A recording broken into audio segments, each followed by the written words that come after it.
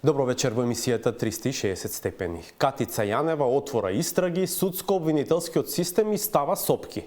Новиот развој на настаните во таа смисла го обележуваат две одлуки. На Скопскиот кривичен суд да не дозволи претрез во домот на началникот на петтата управа во УБК Горан Груевски и на Советот на јавни обвинители да не ги даде на Јанева предметите Маđар Телеком и оние за семејството Верушевски, иако се спорни законските ингеренции, Советот воопшто да расправа за тоа, не пак да носи одлуки. И судот во нејасни законски околности му ја спори стварната надлежност на специјалното обвинителство за предметот под кодно име Тврдина. Во делот медиумите пак се прави обид да се каже дека бил уништен само стар и неупотреблив хардвер, дека тоа било на сугестија на еден од луѓето посочени како соработници на Верушевски во УБК и дека пред да биде уништена опремата биле преснимени сите релевантни податоци на екстерен хард диск. Но ако внимателно се видат документите и извештаите што се пренесуваат како наводна подкрепа на овие вести, лесно може да се види дека станува збор за манипулација. Прво, сугестијата за уништување и проценка дека опремата вреди само 1 денар се однесува на само еден од двата система што били уништени. И тоа по стариот од нив, а не и на поновиот што било паралелна употреба. И второ, преснимувањето на, како што се тврди, се што било релевантно на хард диск, е ограничено само на судските наредби од 2014 година. А општо познато е дека со системите се пресретнати стотици илјади, па и милиони телефонски разговори без судски наредби и дека со опремата се уништени и трагите за нив. Или барем направен обид да се направи тоа. Но бидејќи ретко кој внимателно чита, а и општата јавност не е обврзана сама да ги анализира документите, манипулацијата како лесно да поминува. За последните настани вечерва ќе дебатираме со пратеникот и председател на Демократскиот сојуз Павле Трајанов и адвокатот и поранешен председател на антикорупцијската комисија Драган Малиновски. И вечерва ќе објавиме нова саботажа. Останете на Алсат, со дебатата почнуваме по рекламите.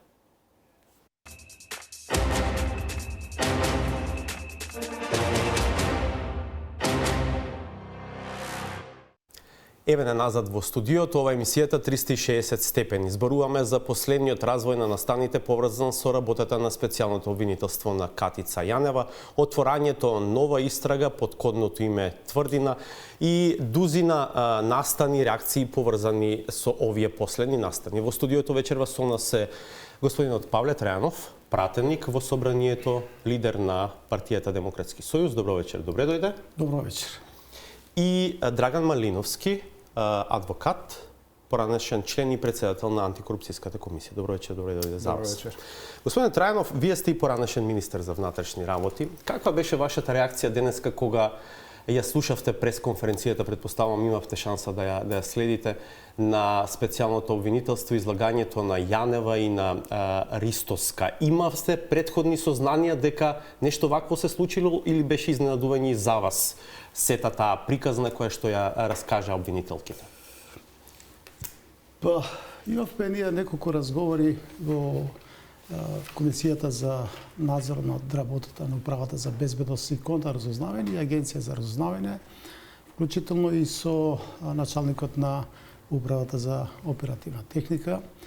И во тоа време, кога разговаравме, имаше коментари од претениците околу презентацијата што работи таа управа, кои се нивни надлежности, заради сензитивноста на информациите и врската да ги чуваме тие работи сепак во тајност. Не можам да ги презентирам сите работи, но коментиравме дека имаше и други пратеници, дека треба да го прашаме меѓу другото за тоа дека кружат информации, дека опремата за преслушување е уништена и дека директно повеќе мина припадници на МВР се вклучени во тој процес. Но од разбирливи причини сепак имаа сугестија беше и другите да тоа прашање да не го отвараме, бидејќи можеме да попречеме истрагата доколку се води истрага околу ништењето на опремата, така да верувам дека повеќе мина беа информирани дека тоа се случило, но заради предпазливост околу водењето на истрагата тоа не беше обелоденето во јавноста. И сега опремата е пресувана, како се вели таму, сецкана во два отпада.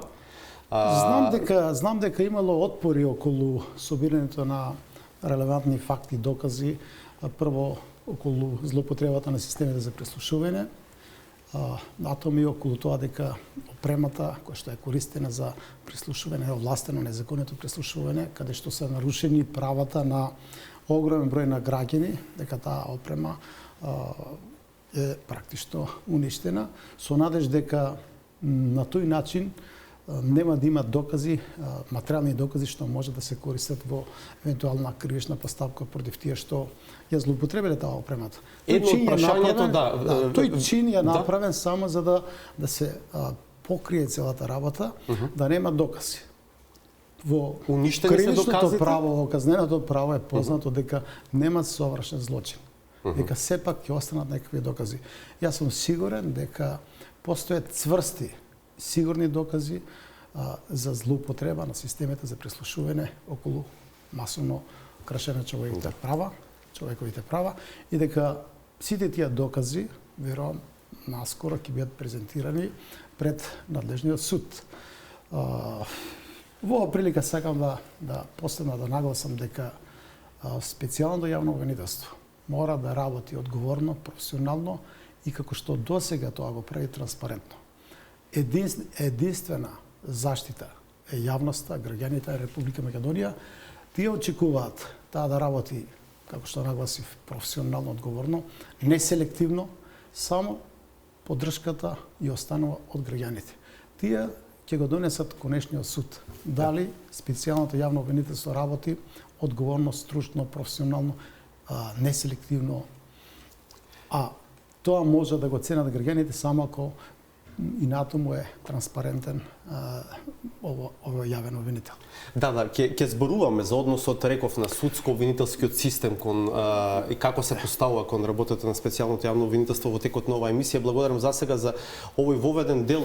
Господине Малиновски, дали излагањето на Јанева и на Ристоска денеска содржеше доволно елементи за да се каже дека е, како велат тие, достигнато нивото на сомневање до потребното ниво за да биде отворена истрага во еден ваков предмет? Па видете, оваа истрага навистина беше очекувана и мораше да се отпочне. Ја верувам дека тоа е отпочнато и предистражните действија и предходно. Сега на некој начин се официализира, веројатно се влегува во фаза на истрага, каде што може и јавно да се споделат одредени информации околу постапката. Зошто велам мораше и се очекуваше да се отпочне, бидејќи оваа проблематика, односно оваа тема за која се разговараше денес и што беше тема на пресконференцијата, е фактички нераскинлив дел од еден друг процес кој е веќе во судска постапка, тоа е случајот Пуч, каде што имаме дел од обвинетите се обвинуваат и за незаконско следење на комуникациите, што ние како одбрана од самиот почеток тврдевме, а сега веројатно и ќе се тоа докаже, дека тие ниту снимале, нити можеле да снимаат на ваков начин и во вакви размери како што било, тоа било секако на друг начин организирано, и дека во оваа постапка навистина ќе се види кој вистина снимал, на кој начин се снимало и кои се ефектите после од сето тоа. Иако ова зашто денеска објави истрага специјалното обвинителство не е самиот чин на прислушување. Тие го ограничија предметот тврдина на уништувањето на опремата за прислушување и на обидот таа да се прикаже дека била законски уништена, а практично според тврдењата на СЈО попатно биле фалсификувани редица документи. Значи говориме за две нераскинливи работи. Ние сега треба си го поставиме прашањето што била причината да се уништува опремата. Очигледно дека не било тоа тек така некому текнало или му дошло времето сега да се уништува таа опрема. Ово уништување е длабоко смислено, навистина со длабоки потреби и мотиви. Некој бил силно заинтересиран да таа опрема биде уништена, а со тоа во надеж дека ќе бидат уништени и доказите за неовластеното снимање, толков период и во таков обем. Во вашиот вовед рековте има соопштение дека вредноста била 0, така да испаѓа безпредметна ова сега за што се расправа. Значи вредноста на опремата апсолутно ирелевантна сега. Таа може навистина и да е 0, технички, книговодствено, сметководствено, како сакате, меѓутоа ние мора да знаеме дека таа опрема ја чуваше тајната на незаконското снимање. Кој, на кој начин снимал, зошто снимал, по чиви наредби и така натака, и сега гледаме како тоа се одвивало околу папирологијата, наредба, одлука, комисии, антидатирање, значи, како што кажа и непретеникот Трајанов, совршен злочин нема, траги има и тоа колку, и тие навистина мислам дека со текот на времето ќе ја доловат фактичката состојба околу феноменот на недозволеното следење на комуникациите. Екс-директорот на Управата за безбедност и контраразузнавање Горан Митевски денеска го видовме со јавни заклучоци дека ако ова наистина се случило, парламентот не смел да не знае и да не биде информиран. Но ние сме сведоци дека таму долго време не функционира практично таа цивилна контрола врз тајните служби. Бидејќи комисијата не беше информирана или беше дезинформирана од страна и на началникот што раководи со оперативна техника, но и од другите раководни старешини во Министерството за внатрешни работи. Ние ќе имаме седница во петок, колку што знам дека има најавено оваа комисија, и ќе разговараме отворено за сите овие прашања. Не е можно, а тоа е пракса практично, веројатно за да не ги дадат точните одговори или точните состојби, се подготвувале, како што сите институции се подготвени или се подготвуваат да бидат во функција на заштита на тешки облици на криминал, на кршење на основните прави човекови права и слободи во државата. Судот да биде вклучен во покривање криминалот, обвинителството, зборам за другото обвинителство. Дури Уставниот суд да носи одлука која ќе биде во функција на ослободување на можни сторители на тешки кривични дела, да бидат помилувани од страна на државата. Мислам дека сме во еден ќорсокак како држава и потребно е сега да најдеме правци како ќе се движи Република Македонија. Ние сме сега како држава, да не кажам со некој пограден збор, заринкани како држава. Нема владење на правото. Имаме силна обструкција која што е организирана, оркестрирана од еден центар, се да биде блокирано во државата. Ништо да не функционира и плюс на тоа да се вклучат медиуми со една силна манипулативна кампања да обвинуваат некој друг. Денес како го слушнав вечерва на една телевизија провладина, дека министерот Оливер Спасовски донел решение за ништење на опремата, а сега одговорноста се префрла на друг. Мислам дека тоа е апсурд на апсурдите. Не можам да поверувам дека може јавен сервис со национална концесија да се вклучи во една ваква манипулација за која што треба да се носи одговорност. Ако сум јас тој што ја следам работата, дека објективно, точно да информира.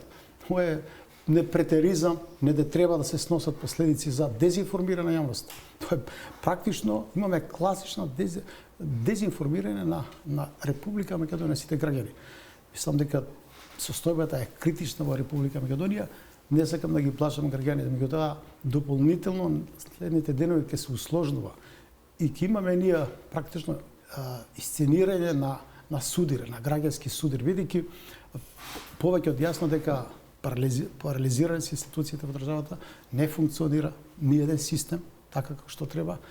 И овие обиди сега што ги прави специјалното јавно обвинителство да открива криминални однесувања, злоупотреба на високи позиции на државно-политичкиот врв во Република Македонија, тоа се само обиди.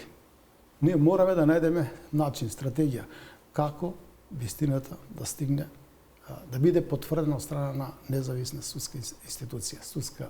Судскиот систем е некредибилен, нефункционален, без кредибилитет, што тоа постојано го зборуваме. Имаше идеи да се направи посебен суд или во рамките на судскиот систем да се подготви едно посебно оделение кој што ќе ги овие разгледува случаи кои што ќе ги достава специјално јавно-обвинителство. Мислам дека влада една тотална конфузија, несигурност кај граѓаните, неизвестност што ќе се случи во Македонија и вака ако гледате во целина, мислам дека нити ни требат избори, нити ќе организираме фер, демократски, кредибилни, не знам, слободни избори. Ние сме сега во една исклучително сложена состојба, посложена од тогаш кога започнаа да се објават бомбите. Сега треба да има расплет на состојбата и ние сега сме блокирани во целиот како држава. Оставете нешто од вашата анализа и за малку подоцна во емисијата. Господин Малиновски, ќе одиме на реклами, а понив за она што го начна господинот Трајанов. За дел од соопштенијата што денеска ги издава кривичниот суд во однос на барањата на специјалното јавно обвинителство, кои што добиваат речиси трагикомични димензии. Добро, но за тоа по рекламите. Останете со нас.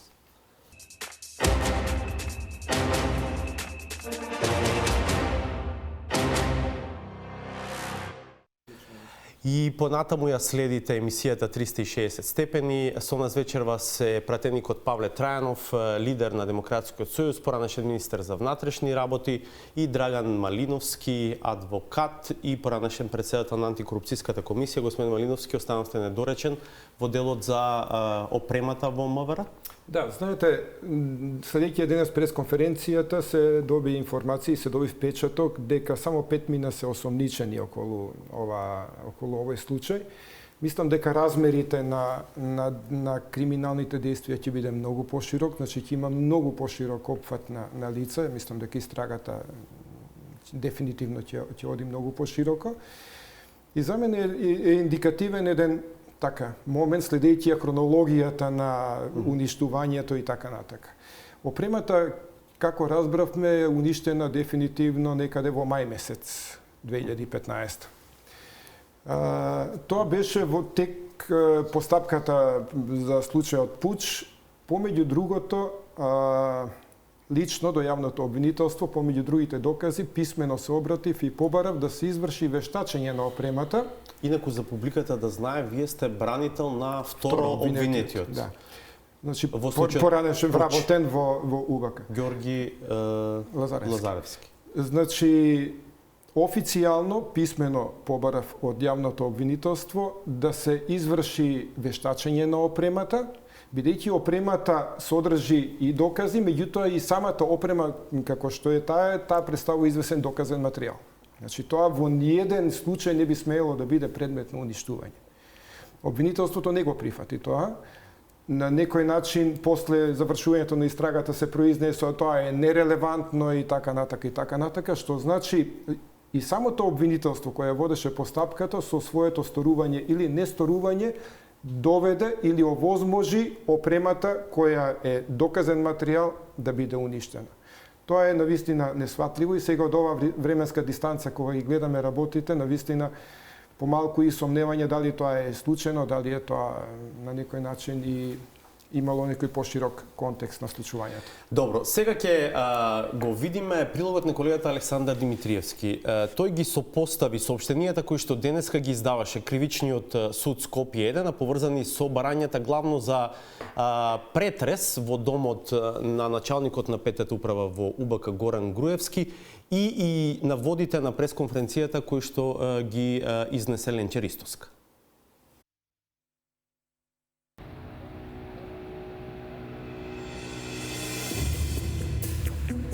Основниот суд Скопје 1 ја стави под знак прашање надлежноста на специјалното јавно обвинителство за случајот во кој шефот на петата управа на УБК Горан Груевски се сомничи за уништување на опремата со која се прислушувало незаконски. Ставот е дел од одлуката на судија во претходна постапка, која потврди кривичниот совет, а со која судот го одби барањето на Катица Јанева за претрес во домот на високиот полициски функционер. Во согласност со Законот за специјално јавно обвинителство, обвинителството има лимитирана стварна надлежност која не произлегува од барањето за издавање наредба за претрес и образложение на истото. Во согласност со член 17 став 1 од Законот за кривична постапка, Произлегува дека предуслов на судија за претходна постапка да постапи по барање ново обвинителство е прво со сигурност да утврди дека ова јавно обвинителство е стварно надлежно во соодветниот случај кој би произлегол од конкретна содржина на незаконитото следење на комуникации. Ваквиот став на судот за специјалното обвинителство е изненадувачки од повеќе причини. Предметот изјави обвинителката Ленче Ристоска е произлезен од предметите кои ги добија од Марко Зврлевски, а и судот веќе им издавал наредби за одземање предмети по истиот предмет. Но клучно е што судот ја има потврдено пресудата за обвинетиот во пуч, односно лицето кое го призна нелегалното прислушување со опрема токму од УБК. Основата на овој предмет е токму факти кои што истиот суд ги утврдил и конкретно истиот судија на претходна постапка во пресудата која што ја донел, а тоа е дека за неовластеното прислушкување користени се капацитетите на Министерството за внатрешни работи. Ако овој предмет не произлегува од незаконското следење на комуникации и за овој предмет ние не сме надлежни, навистина јас не ја гледам логиката на судот за кои други предмети ние и би биле надлежни. Значи уште еднаш потенцирам, ние имаме воспоставено надлежност на овој предмет која што не е спорена. Би ви укажала тука и дека веќе по овој предмет судот на друг судија додуше на предистражна постапка, меѓутоа издадени ни се веќе две наредби за одземање предмети. Одземени се предмети по овој предмет. И тогаш судот не ја спореше нашата надлежност по овој предмет. И сега, во моментот кога ние бараме претрес, тогаш судот се јавува со спорење на нашата надлежност. Судот воедно нема законска надлежност да ја спори нашата надлежност, единствено е овластен да се произнесе за сопствената надлежност, а постапувајќи по барање на овластен тожител, кој што во конкретниот случај сме исклучиво ние како јавно обвинителство. Но кога судот го одбил барањето за претрес, користи и втор аргумент во свој прилог. Накусо дека откај Катица Јанева не напишале прецизен опис какви предмети очекуваат да најдат при претресот. Од барањето за претрес во кое се наведува дека наредбата се бара заради пронаоѓање траги на кривични дела и предмети, прво неопходно е да се утврди овластувањето на специјалното јавно обвинителство дека конкретните предмети кои треба да произлезат од претресот се поврзани со содржината на незаконското следење на комуникации. Од барањето не се определени и не е даден прецизен опис на предметите чие што одземање се бара, туку се користи општа терминологија на предмети кои може да се пронедат во сечи дом, имајќи предвид дека наредбата за претрес треба да содржи опис на предмети што треба да се пронадат при претресувањето. За специјалното обвинителство станува збор за преседан.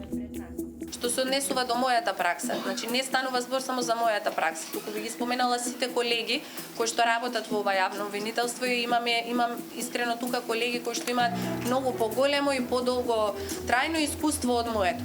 До сега на никој од нас не му се случило судија на претходна постапка да изрази несогласност за издавање наредба за претрес, дури кога беше стариот закон, истражниот судија кога ги даваше овие наредби, така што ова за нас е преседан. На ваквиот став судот дополнително се дообјаснуваше. За нив нема преседан бидејќи специјалното обвинителство било ново формирана институција и дека досега постапувале по само 5-6 предлози од кај Катица Јанева, а и судската пракса не била извор на право. За да можеме да споредиме, а и јавноста да има директен увид во овој спор, 360 степени во текот на денот го замоли судот да ни даде две барања за претрес. Едното одбиеното на Катица Јанева и второ, но одобрено од еднакво високопрофилен случај. Барањето за претрес на домот на Захир Бекири Чауш. Тоа што го побаравме, не го добивме. Според судот, тие не се надлежни за такво нешто и не упатија списите да ги бараме од институциите кои ги изработиле, односно од редовното и од специјалното обвинителство. Александар Димитриевски, 360 степени. Еве назад. Господине Малиновски, сакам да ги коментирате наводите на судот. Во делот во кој што се спори надлежноста, стварната надлежност на специјалното јавно обвинителство и особено ова второво, во кој што се вели дека барањето за претрес не е одобрено, затоа што не било таксативно наведено какви предмети очекува да најде при претресот Јанева. Што да кажам, сметам дека соопштението кое произлезе од кривичниот суд е контрадикторно од многу причини и нејасно. Се повикува на членот 17 од ЗКП, а членот 17 определува кој може да биде овластен тужител. И вели овластен тужител може да биде или јавниот обвинител или приватен тужител. Значи ли тоа дека судот во специјалното јавно обвинителство не препознава јавен обвинител? Во овој случај очигледно не. Тоа сакаат веројатно да ни го кажат. Значи, судот ја нема позицијата да ја определува стварната надлежност на специјалното јавно обвинителство. Исто како што нема ни Советот за јавни обвинители надлежност да определува дали специјалното обвинителство ќе постапува по некој предмет или не. Па ги гледаме сега на прес излегуваат и велат, председателот на Советот вели, не се појави, ако не се појави, ние тој предмет нема да го дадеме. Како нема да го дадете? Каде стои надлежноста на Советот за јавни обвинители да определува кој предмет ќе работи специјалното, а кој нема да го работи? Уште во фазата на подготовка на законот беше решено да нема судирна надлежност. Затоа што сето тоа беше решено во прилог на Јанева. Ако таа реши дека е надлежна за некој предмет, таа го работи. Значи не постои, законот не препознава ситуација на судирна на надлежности. Ако таа вели дека некој предмет треба да го земе, го бара од другото обвинителство, дали од основното, дали од организиран криминал, го бара предметот, тој е должен во рок од 8 дена. Законот вели обврзан е обвинителот да го достави на специјалната јавна обвинителка предметот.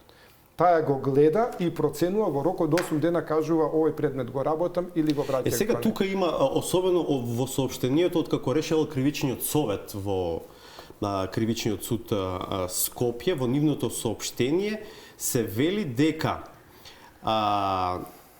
како вели дека Кривичниот совет при овој суд по извршениот увид во списите на предметот одлучил дека судијата на претходна постапка правилно постапил, давајќи несогласност бидејќи специјалното јавно обвинителство има лимитирана стварна надлежност која се однесува на овластување да истражува и гони кривични дела кои произлегуваат од содржината на овластеното следење на комуникации во законски определениот период, а кое нешто не произлегува од барањето за издавање наредба за претрес, односно не може да се утврди за кој временски период се однесува содржината на комуникацијата од незаконското следење на комуникации, а од која се тврди дека произлегува кривичното дело. Навистина не би сакал повеќе да го коментирам. Факт е дека судот навлезе во мериторност за прашање за кое нема позиција и надлежност да одлучува. Крај. Дали прашањето е или ќе биде јавен обвинител или ќе биде приватен тужител. Законот за кривична постапка не препознава нијанси на јавни обвинители, од кои па ќе му даде право на судот да кажува дали едниот јавен обвинител е надлежен или другиот. А околу ова што се барало таксативно да се наведе кои предмети очекувате да ги најдат? Таксативното набројување е релевантно, значи прецизниот опис на предметот кој треба да се одземе е кај мерката привремено одземање на предмети, а не кај мерката претрес на дом. Оти, например, интересно е како ќе знаете, сега може да кажете, слушате, бараме 3 калашникови, а таму најдете експлозив, ова не го бараме, не го земаме. Мислам, бизарни веќе имаме формулации. И ниедна наредба не може да биде, особено кога барате вие претрес на дом, не може да знаете таксативно што точно ќе најдете и како. Значи, барате докази кои се поврзани со кривичното дело за кое е почната истрага. Вие ќе влезете во коментар на овие соопштенија. Прво мислам дека Советот на јавни обвинители апсолутно нема никаква законска надлежност да оценува кои предмети ќе ги работи специјалното јавно обвинителство, по кои предмети ќе постапува. Мислам дека тие излегува од надлежноста. Во една прилика имаше расправа за извештајот на Советот за јавни обвинители во парламентот и јас се вклучив во расправата и председателот, тогашниот председател го прашав околу улогата на јавниот обвинител кој што недостиг на докази, бидејќи тогаш се преземаа надлежноста, скоро за сите предмети бараше за сторителите или осомничените притвор. Значи притвор за да добијат во меѓувреме да собират докази. Не да ги собират претходно, па да подигнат обвинение, да поднесат обвинение, туку без докази, баране притвори судот постапуваше. И тогаш од Советот, председател на Советот јавно обвинители се изјави дека ние не навлегуваме во работата на конкретни случаи, околу притвори и било што. Ние единствено, читате статистика, колку обвинители сме поставиле, колку сме разрешиле и така натаму. ние не навлегуваме во работата. Сега навлегува во предметот на работа, по кои предмети ќе постапува специјалното јавно обвинителство. Мислам дека тоа е директно мешање или блокада на работата на специјалното јавно обвинителство. Да не зборувам за соопштението на Кривичниот суд или на Кривичниот совет. Овие образложенија што ги дават. Мислам дека не треба да си правник, не треба да бидеш специјалист по уставно, кривично право, казано право. Мислам дека обичен граѓанин гледа дека тука се работи за системска блокада. Дека судот го блокира специјалното јавно обвинителство да не може да постапува. Ако не може да донесе наредба за претрес, каде што по ЗКП треба да стои што од прилика се бара при претресот, меѓутоа праксата е секош на исти начин постапувале. Обвинителот бара со формулар еден, за сите случаи бара претрес и бара предмети кои што се поврзани со кривичното дело за кое што се води некаква предистражна постапка. Во овој случај веројатно било тоа. Сега веќе имаме решение за истрага. И мисля дека да одбие претрес во стан, тоа до сега не се случило. Добро кажа обвинителката, тоа е преседан. Но тоа е директно кршење на законот од страна на судија. Затоа сега треба специјално јавно обвинителство. Сите судии што постапуваат многу прецизно да ги анализираат нивните постапки, дали има кршење на закон и да отвори постапка против секој оној што го попречува нормалното функционирање или извршување на функција на специјално обвинителство. Пак е тоа обид за институционално, како да кажам, делување, иако и самиот констатирате една системска блокада, да. Оти Ушковски како очекуваме да постапи, мислам во судскиот совет. Ете сега, парализата произлегува од влијанието на политичките партии во кадрската политика. Тоа е еднопартискиот систем кој што ние 25 години го имаме инсталирано во Република Македонија. Партијата што победува, лидерот на партијата одлучува за се. Кој ќе работи во МВР, кој во обвинителството ќе биде, кој ќе биде судија. Тој систем е така направен, значи имаме ние дефектен систем. Не функционира системот на демократски основи, на систем на професионалност, докажаност. Функционира по партиска директива. Ние имаме класичен авторитарен систем кој што функционира во Република Македонија, благодарение меѓу другото и на тоа што Република Македонија е една изборна единица која што фаворизира една или друга политичка партија и таа партија што ќе дојде на власт ја узурпира целокупната власт, суспендирајќи ги надлежностите и на судската и на законодавната. Парламентот е претворен една гласачка машинерија кој што многу ретко не се случило до сега пратеник од парламентарно мнозинство да искаже резерва спрема одредени законски решенија што ги предлага владата. Ги образлагат сите, ги бранат согласно образложението или тоа што ќе се подготви како текст од Центарот за комуникации. Ние сме во една, како што Лаго за почеток, една исклучително сложена, тешка состојба како држава и мора да се барат решенија системски излез. Јас не сум на тоа што го кажа премногу приврзаник да се заострува до крај работите. Мораме да најдеме начин како да излеземе од оваа криза согласно механизмите што постојат во уставот за сега. Господин Малиновски, дали дефинитивно овие последни одлуки на Кривичниот суд до крај изоструваат сликата во смисла на тоа дека Јанева дефинитивно ќе има проблем да ја дотурка својата работа до крај? И што е излезот од таквата ситуација? Видете, мислам дека од ден на ден кризата ескалира, јазот се продлабочува, мислам дека се извадени тешки орудија едни наспрем други и сметам дека постои опасност од комплетно распаѓање на, можеби прегрубо звучи, меѓутоа едноставно правосудството не може да издржи ова хаварија што се случува внатре. Зошто не може да издржи? Затоа што ова не е некој клинч на правни становишта, судот мисли вака, обвинителката мисли поинаку. Значи, поинако да ги перцепираме законите. Ова е еден жесток политички клинч кој е ставен во рамките на правосудството што треба да се решава. Правосудството нема ресурси, ниту има капацитет. Правосудството не ја продуцираше оваа криза, значи судството, обвинителството не ја продуцираше кризата и самото не може ни да ја санира. Значи проблемот е многу комплексен и јас искрено мислам дека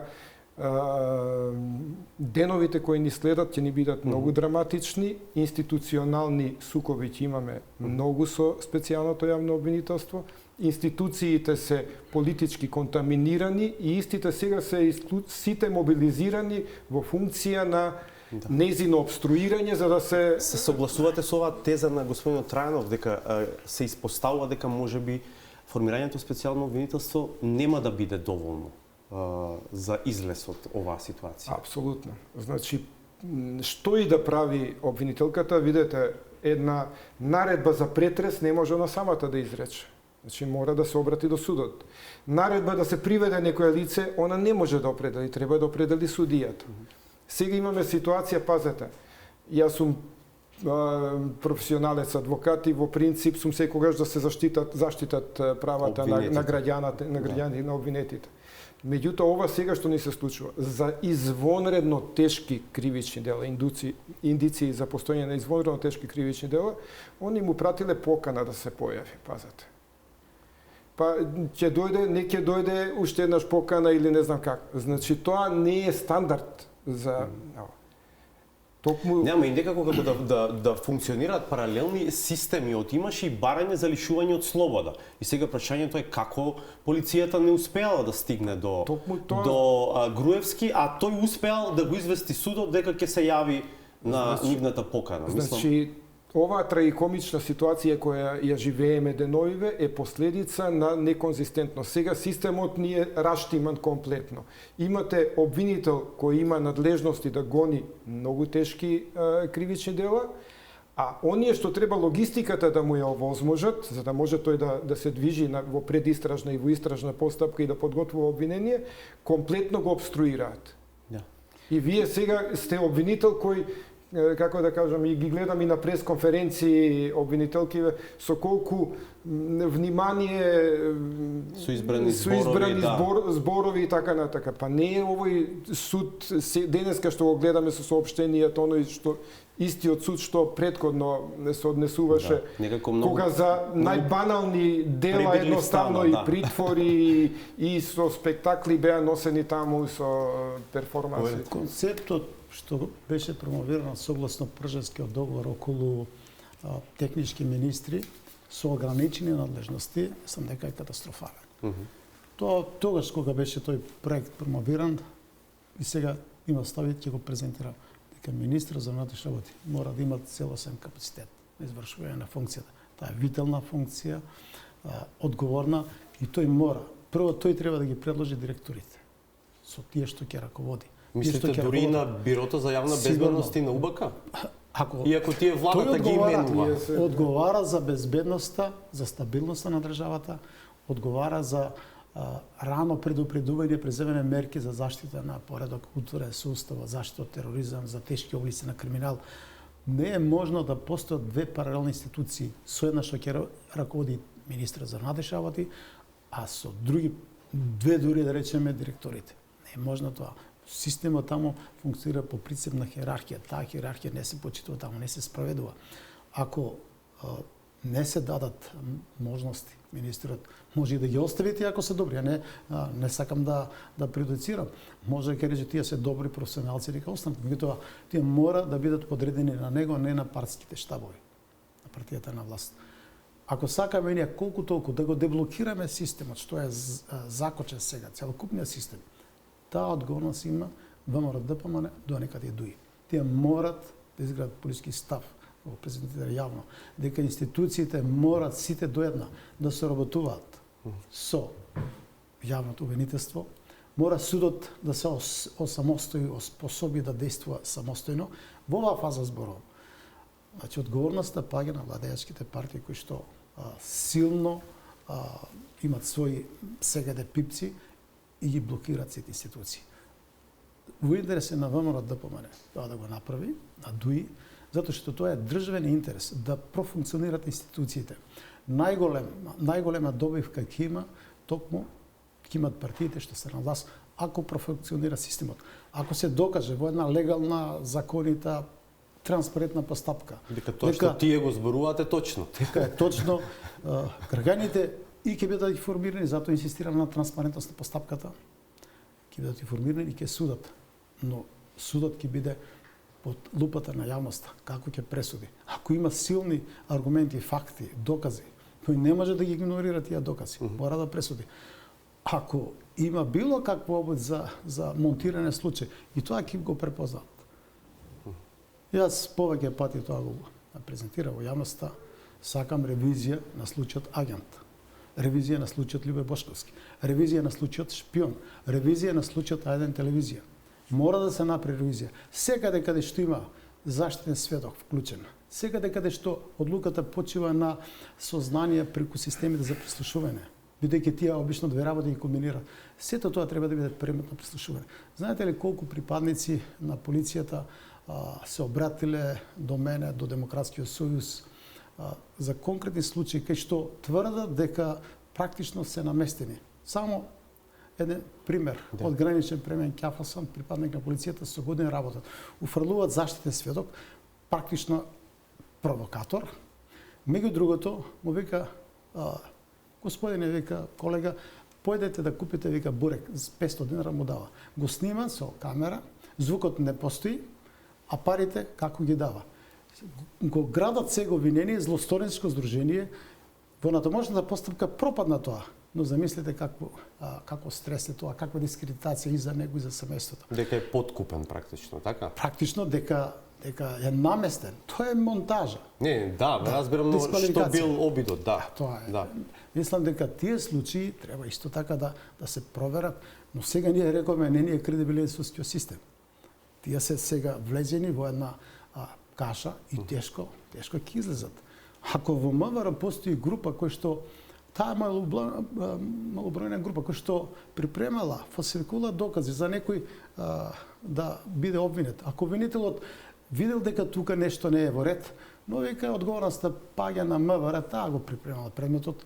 Кој ќе дојде до судот, судијата вика, обвинителот поминал, тие докази, што ја ќе ги преиспитуваат. Значи има и притисоци и влијание, но има и страв од системот, дека ако нешто врати назад, ако не прифати, значи досега така функционираше. Сега одеднаш судот тој практично станува сега ги брани, ги штити интересите. Тоа е сега една тврдина која што верувам дека брзо и таа ќе попуштат. Битно е што целиот овој систем полека пука обрачот. Полека, на повеќе места. Ути не случајно е сега ова извлечена ова прива. Тоа значи дека припадниците на МВР, независно што во некоја фаза, под страв, не ги оправдувам, под силен притисок, преземале некои активности кои што се надвор од законот, спредно од законите, сега почнаа да зборуваат, да дават изјави, да собират докази. Не може да вие до крај да ги Да, се посочуваат дури во дел од медиумите конкретни имиња на луѓе веројатно совеста, црвот работи во човекот. Ако направил нешто што не се слага, мислам дека полека ќе се ослободуваат луѓето и тоа е во интерес на сите. Реков, посебно на младежките партии да инсистират сите институции да функционират така како што треба. Не ни треба систем на блокада, на обструкција, тоа ќе не воведе во уште подлабока криза како држава. Нашиот систем е разорен во државата. И правосудниот и целокупниот систем. Не верувам дека можеме толку брзо да се надминеме сите, но треба да направиме напори. Ама како ќе функционираат институциите? Видете, секоја институција гради гард наспрем можностите и обидите да се разоткрие криминалот. Сега, еве го судот сега на посреден начин застанува во блокада, значи ја блокира специјалната обвинителка. Уставниот суд преку на измените на законов за, односно укинувањето на законот за помилување од 2009-та, го кажаме тоа. Директно, значи ја како резервен падобран фактички за криминалот се јавува. Ова што би се случило во парламентот, господине Трајанов, значи во парламентот со измените на законот за кривична постапка, тоа е небулоза невидена. Во пресред сега, бидејќи треба обвиненијата да одат, од 15 дена се оди. Нити некој дебатирал за таа тема, нити имало расправа, нити Слушаме имало ваши ништо. колеги во одбрана на Ама знаете што Велат малку се 15 дена, ни треба подолго време. Значи, фрагментарно во 15 секунди тоа ќе го кажеш. Меѓутоа, ова прашање збориме за закон за кривична постапка, за системски закон. Не може така му се сонило на еден или двајца пратеници им се сонило, сега ќе направиме иницијатива, ќе менуваме закон за кривична постапка. Ја велам следно. Не се сонило, очигледно. Значи, ја велам следно. Не е проблем во тие 15 дена. Нашиот проблем е фазата на истрагата, што одбраната е тотално исклучена од фазата на истрагата. Таа буквално нема никаква проактивна улога. Ако е одбраната проактивна во фазата на истрага, не за неј требат ни 15 дена. Зошто и се сега па 3 месеци екстра?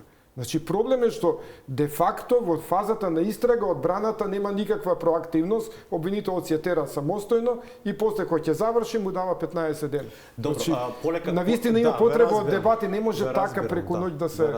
Полека привршуваме. Трајанов, во првиот дел рековте на оценка дека не ни требаат избори на 5 јуни и дека и не ни може да се организираат такви какви што наводно сакаме да организираме, фер и демократски. Значи, прво не бегаме од избори. Ние се подготвуваме за избори, промовираме, подготвуваме нова политичка сила надвор од блокот на ВМРО, надвор од блокот на СДСМ и се подготвуваме сериозно за изборите. Но во еден ваков амбиент, во услови кога Државната изборна комисија повеќе сигурно дека не може ништо да направи и таму има блокада, не може да го прочи избирачкиот список. Во услови кога имаме и натаму иста состојба непроменета во медиумите, кога не се одвои државата од партијата од државата, кога сега имаме дополнителна скандалозна состојба, блокирање целиот систем, целиот судски систем е блокиран. Јас ова го кажав дека треба деблокада од партиите што се власт, знам дека тоа не е можно. Меѓутоа, сите тие кои ќе се најдат притеснети од сите страни.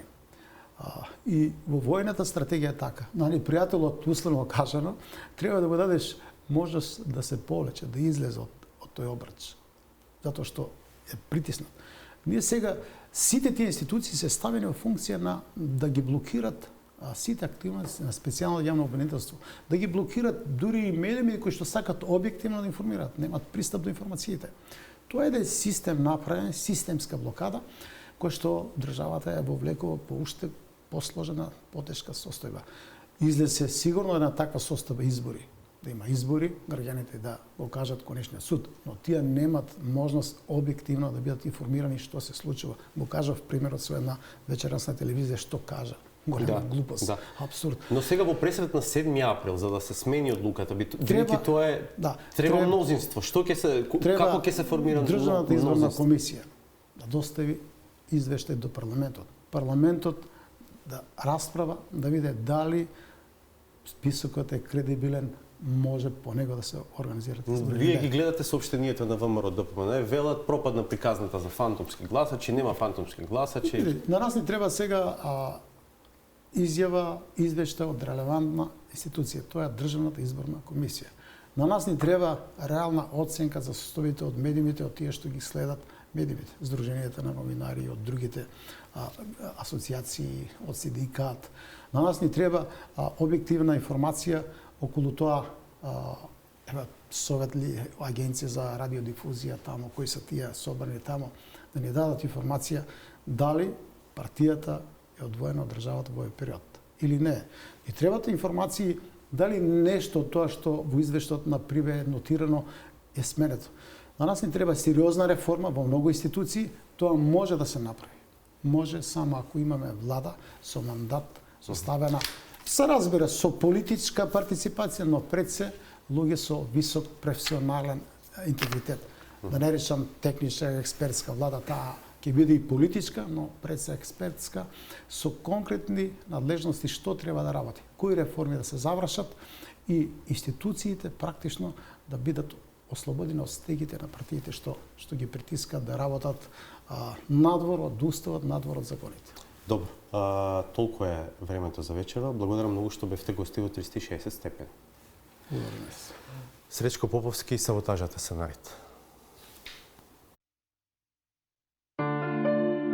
Недолична, нечесна и груба е манипулацијата со јавноста на оние кои што лажно се представуваат дека се тоа што всушност не се, па без никаков морален и професионален дигнитет и покрај личното признание дека не се тоа за што најчесто биваат комуницирани. Тие продолжуваат да говорат на јазикот на кој самите тврдеа дека не им е стручен. Во тој контекст и денешната пресконференција на специјалното јавно обвинителство ние не видовме ништо посебно за како материјал за сторено кривично дело. Значи јас се извинувам и пред јавноста дека не сум правник, дека сум среќен што не сум правник. И вториот елемент е заштита на лицата блиски до СДСМ кои по основ на утврдени кривични дела се правосилно осудени или се води постапка против нив да се рехабилитират. Паднавте на испит. Ама на кој испит? Ја не предавам правни предмети. Паднавте на испит. Ама на кој испит? Овој генерички поим за псевдоекспертиза и квазимедиумска анализа само еден од балоните кои се дуваат меѓу сапуницата составена од неколку плитки серии и дузина музички монструми. Преку тоа изгледа веќе не може да помине ниту централниот банкар, кој изиритиран ја соблече гувернерската кожа и ја наметна толку посекуваната улога на секој моќник, да биде телевизиски уредник. Можеби телевизиите можат да ја откупат хит серијата Силиконска долина, наместо уште една турска или индиска серија или уште едно реално шоу. Барем младите ќе добијат некоја паметна бизнис идеја, наместо тоа како да станат болци, старлети или плачливи невести. Аналитичарите кои не баре го чувствуваат пулсот на народот имаат истенчен носет за неговите потреби, се перчат и се конфронтираат со гувернеровата теза, пласирајќи свој за кои самите се свесни дека без контролираната масовна хипноза одамна би биле загорчени. Секако дека тоа нема шанси да го продадете на македонскиот гласач, на македонскиот народ. Македонскиот народ има префинет вкус веќе за политика. Таа префинетост му не достига на градоначалникот на Центар, се спротивставува на културно-идентитетско-архитектонскиот препород на Скопје. Одбива да биде детергент со кој низ машината ќе излезат чисти и испеглани одамна испружените валканијалишта. Јас нема да учествувам во она што тие го замислиле како проект, а тоа е Центар да биде пералница на пари. Ние во тоа не учествуваме. Зборот пари, употребен во контекст на пералница, веднаш упатува на зборовите трансфери и екзотични дестинации. Парафинираниот гувернер, кому токму тоа и му се забележуваше, со непригодни, а божем духовити зборови, ја злоупотреби пригодата, само затоа што со неговиот подпис токму сега, пред избори, ја овозможува нивната преселба. Сашо Ордановски се уште не слушнал за Сиилинк. Да знае дека отвораш врата за трансфер на капитал во странство, веднаш ќе ти прати протестанти пред берза. Како што ми се закануваше мене дека ќе ми прати пред Народна банка.